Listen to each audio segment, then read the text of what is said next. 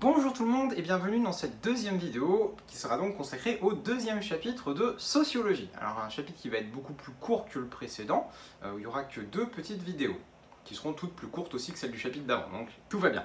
Donc installez-vous confortablement et avant de directement parler des différents types et des différentes façons d'avoir une mobilité sociale, on va revenir sur le concept même de la mobilité.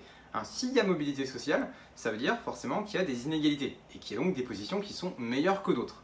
Ça veut dire que vous allez avoir accès à différentes ressources qui vont être plus ou moins valorisées et qu'en fonction de l'accès que vous avez à ces ressources-là, en fonction de la valeur intrinsèque, matérielle et sociale qu'on va accorder à ces ressources, on va considérer que vous avez une position qui est plutôt enviable ou pas du tout.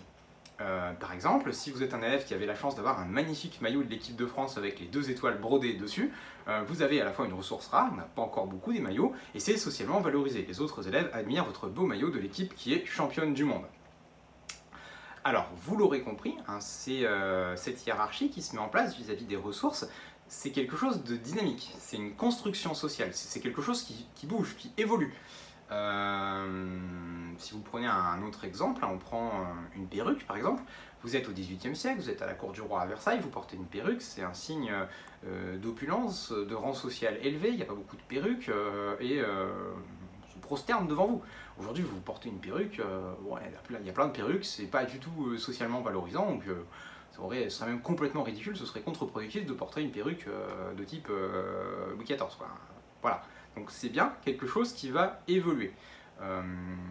Si vous allez au Mexique aujourd'hui, vous êtes habillé comme Moctezuma avec des plumes de jaguar partout sur la tête, vous avez une peau de jaguar et un espèce de pagne en raffia, c'est pas du tout socialement valorisant, on est d'accord. Si vous allez au Japon au XVIIe siècle avec un costume cravate, ça va pas être socialement valorisant de la même façon qu'aujourd'hui. C'est donc bien quelque chose d'évolutif. Alors ce qui est fixe, ce qui ne change pas, quelles que soient les sociétés et les civilisations, on va avoir quatre grandes familles de choses qui vont permettre de créer des inégalités, donc une hiérarchie et de la mobilité sociale. On va avoir les inégalités politiques. Est-ce que vous exercez le pouvoir ou non? Est-ce que vous êtes roi? Est-ce que vous êtes gouverneur? Est-ce que vous êtes prêtre? Quelque chose comme ça. On va avoir bien entendu des inégalités économiques. Est-ce que vous avez des revenus importants? Est-ce que vous pouvez vous offrir beaucoup de biens ou de services? Même chose. On va avoir des inégalités d'ordre symbolique. Est-ce que vous avez un titre qui est envié par les autres? Vous pouvez être riche, par exemple vous êtes commerçant au XVIIIe siècle, vous êtes très riche, mais comme vous n'êtes pas noble, vous n'avez pas une position sociale enviée. Vous pouvez être noble et pauvre, votre pouvoir symbolique sera fort, les gens doivent s'incliner devant vous, même si vous êtes pauvre. Et enfin, on a des inégalités sociales. Est-ce que vous êtes en bonne santé? Est-ce que vous êtes bien éduqué? Et est-ce que vous êtes bien nourri?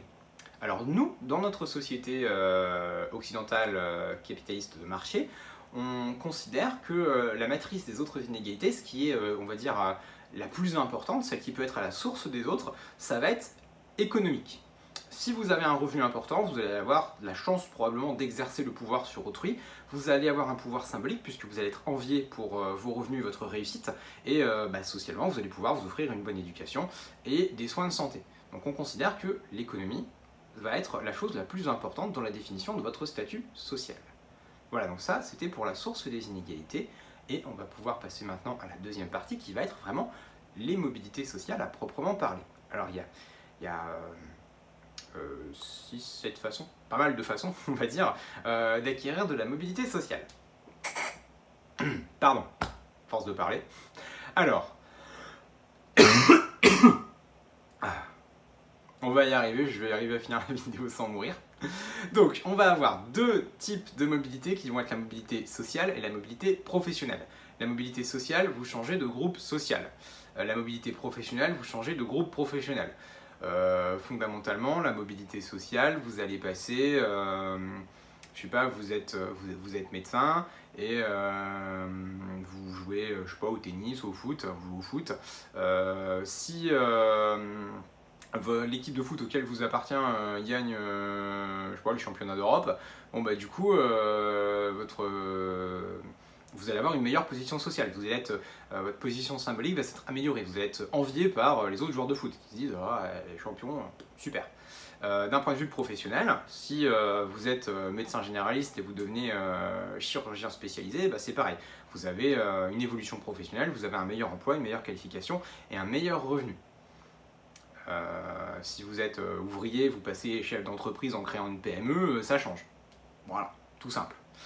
Donc tout ça, tout ce qu'on voit, ça c'est quelque chose qui se mesure alors, du point de vue professionnel, puisque du point de vue social, c'est plus avec les représentations, c'est assez difficile de mesurer ça objectivement, même si les sociologues s'y emploient.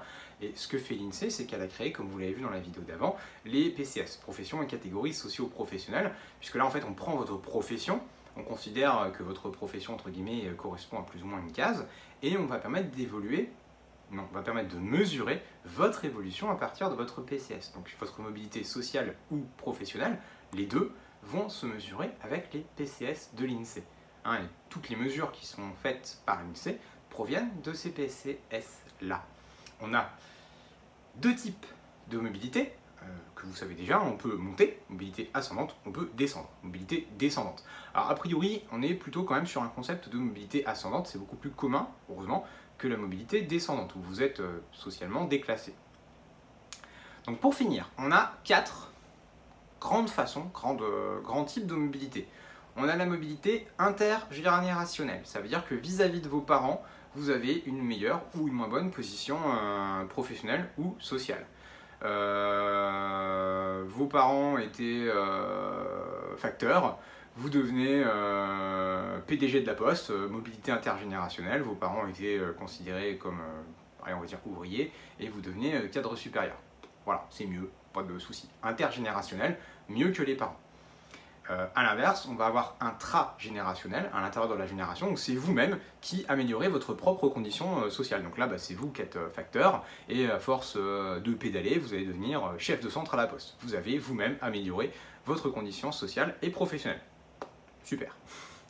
Ensuite, on va avoir les deux dernières qui sont la mobilité horizontale et la mobilité verticale.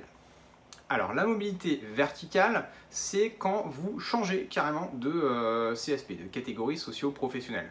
Vous êtes ouvrier, vous devenez cadre, on retrouve notre facteur qui devient directeur de centre La Poste, il était dans la catégorie ouvrier, il va dans la catégorie cadre et profession intellectuelle supérieure, il a changé de catégorie. C'est une mobilité verticale, il est monté comme ça, super. Ensuite on a la mobilité horizontale, où vous restez dans votre PCS, mais vous avez changé de corps de métier. Par exemple, vous étiez ouvrier manutentionnaire, vous portez des trucs super lourds et tout, puis au bout d'un moment, vous faites une formation, vous devenez soudeur, vous êtes mieux payé, vous êtes mieux considéré parce que vous devenez un ouvrier spécialisé, mais vous êtes toujours ouvrier. C'est mieux, mais vous appartenez toujours à la même catégorie socio-professionnelle. Voilà. J'espère que vous n'avez pas de questions.